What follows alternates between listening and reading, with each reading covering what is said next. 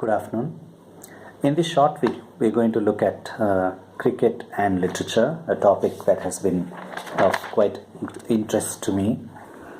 I've titled this as Cricket and English Literature, a short introduction. Now, the bond between cricket and literature is at three levels. That is at the historical level, and at the aesthetic level, and at the cultural level. Now, historically, if we see the birth of English literature and the birth of cricket, they happen more or less in the same century.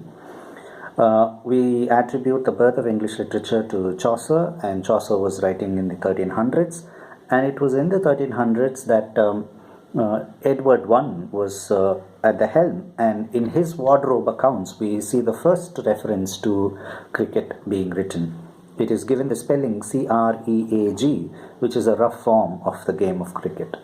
And so, with this kind of a historical beginning, they seem to travel together, both cricket and literature, cricket following English literature in many ways, and in this following of cricket in the footsteps of English literature, we find that the historical relationship continues at one level, and it also graduates this relationship into an aesthetic relationship and also a cultural relationship.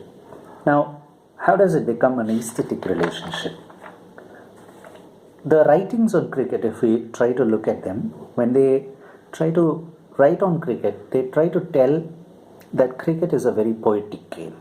A stanza game, particularly attributing every over to a stanza. An over has 6 balls, there is a gap, and then there is a next over. And that kind of structure of the game itself is seen as structured into different stanzas, different cantos, and then sections like that. And so, in that sense, the very structure of the game is seen as a very aesthetic one.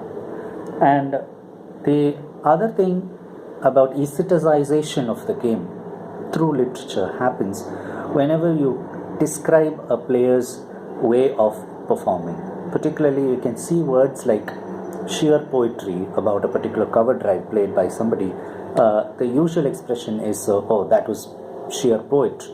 And so the poetic qualities of mainstream literature has been attributed to cricket by writings done on cricket. And the running between the wickets is a very complex aspect. It has to happen at the mind of both the actors, I'm going to say. Now, actors can get confused on the stage, so do two players who are playing in the middle.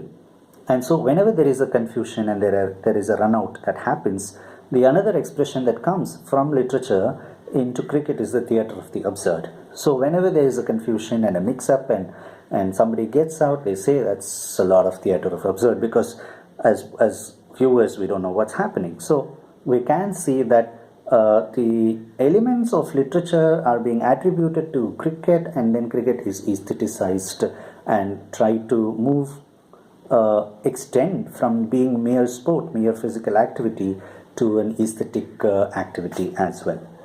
Now, the third one is that it has the relationship between cricket and literature is a cultural one as well. Particularly in the case of 19th century. Till the 19th century, cricket was merely a sport, a rural game played on the village greens.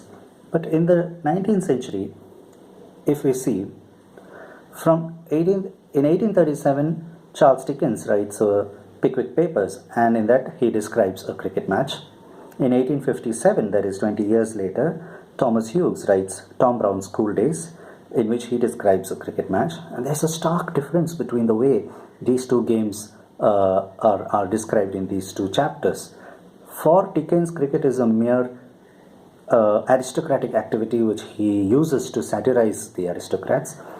He talks about how clumsy they play, how they run about and fall, and things like that. So there is a lot of irreverence to the game. But by the time Thomas Hughes writes in Tom Brown's School Days, the game has gained a lot of reverence, a lot of religious relevance, in fact.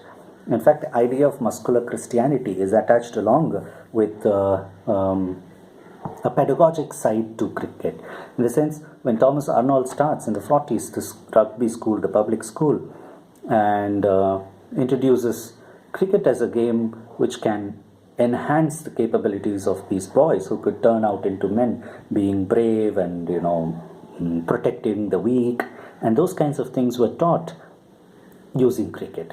And that kind of a chapter you see in Thomas Brown's Tom Brown School Days.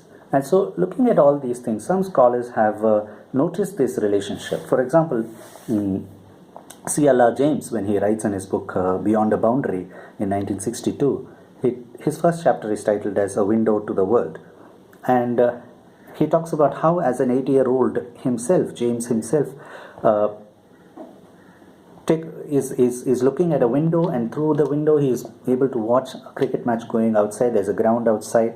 But on rainy days when there's no game, all that he has to do is climb up a little more higher on that window and take out a book from the wardrobe.